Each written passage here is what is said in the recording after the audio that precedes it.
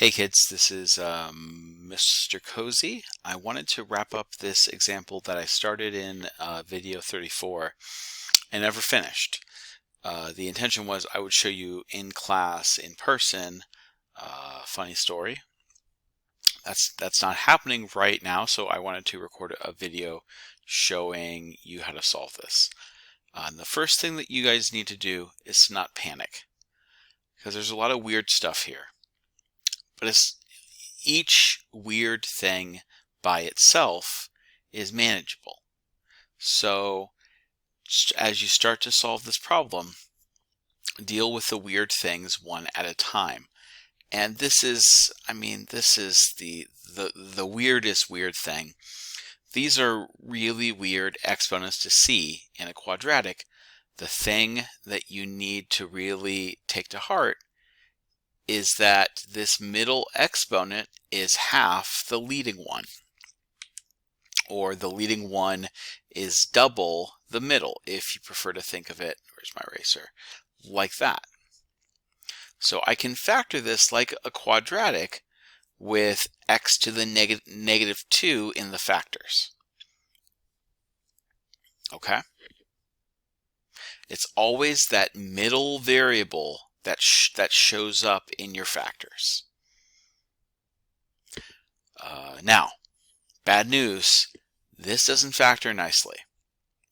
I still got to solve it, but I need to solve it using the quadratic formula. Okay?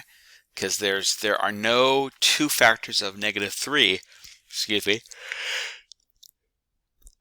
it's getting late, that add up to positive 6. So I need to use the quadratic formula. Negative b plus or minus the square root of b squared minus 4ac all over 2a. Now this is a pretty standard quadratic formula. Here's the thing that's weird. This is going to give me that middle variable, x to the negative 2.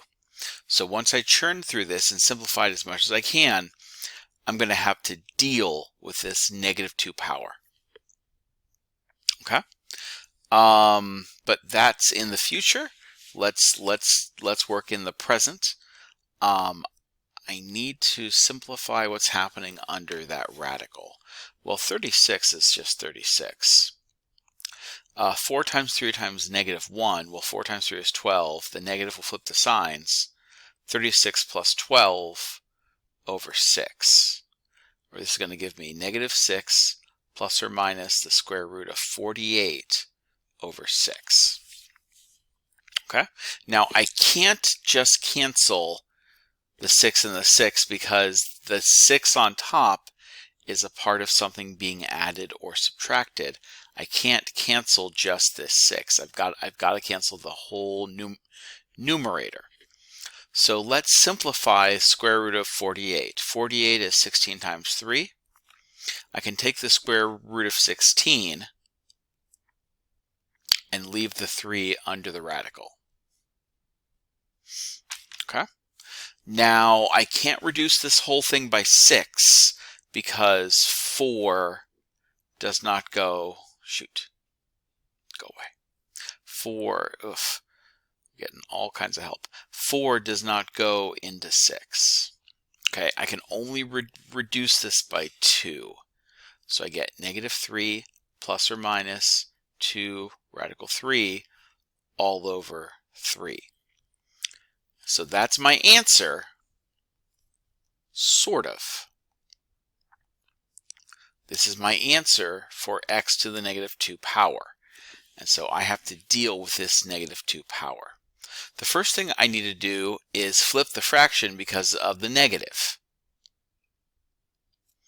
That negative is going to put everything in the numerator in the denominator and everything in the denominator in the numerator. Now from here I would probably want to simplify this, rationalize the the denominator, I think it would put me in a position where I could cancel something. I kind of want to get through this problem, so I'm not going to do that. However, I really should take a square root.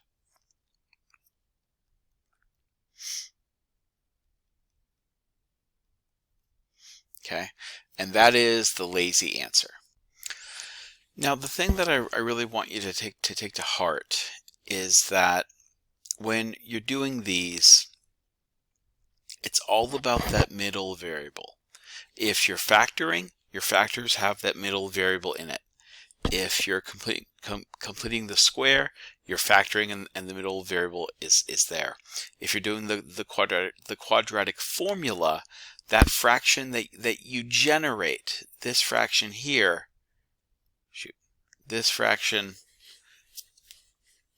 stop drawing, give me a second. This fraction here ends up equaling that middle variable. And then I've got to deal with that funky exponent. In this case, flipping the fraction to deal with a negative and taking a square root. Okay.